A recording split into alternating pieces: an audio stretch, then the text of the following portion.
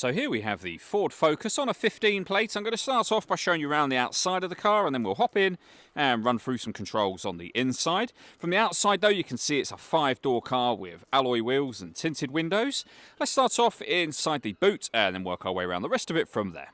As we approach the back of the car, you can see we have reversing sensors, plenty of boot space as well, along with that 60/40 split folding rear seat should you wish to increase this space even further.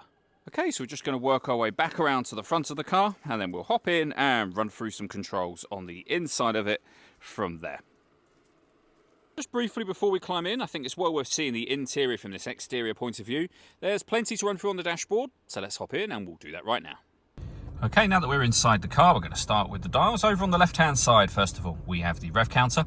On the right-hand side, the speedometer. In the bottom central section, we've got the fuel gauge, the coolant temperature gauge, and above that, the main trip computer, which includes the total miles for the car. They are 67,783.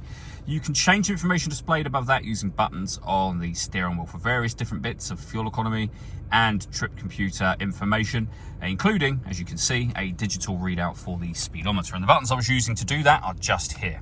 We have cruise control and speed limiter beneath that, stereo and phone controls on the right-hand side, and the stereo itself over in the center just here. We're on the climate control menu at the moment. You do have physical controls for this, which I'll show you shortly.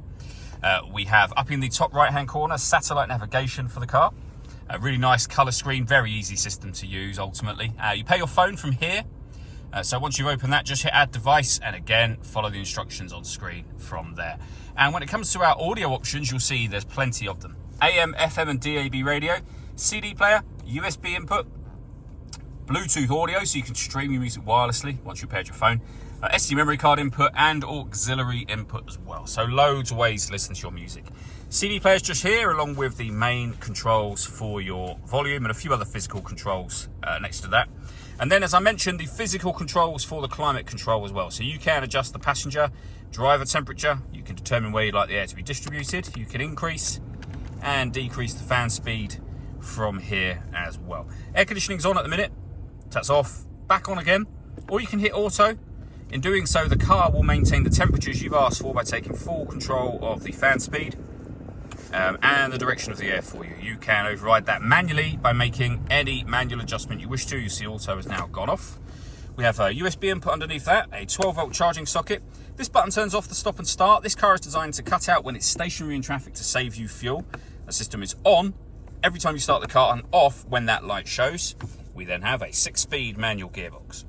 All that leaves me to say is thank you for taking the time to watch this video. If you'd like to come and see the car in person and have a test drive, please feel free to give us a call here at Surrey Specialist Cars. We'd love to hear from you soon.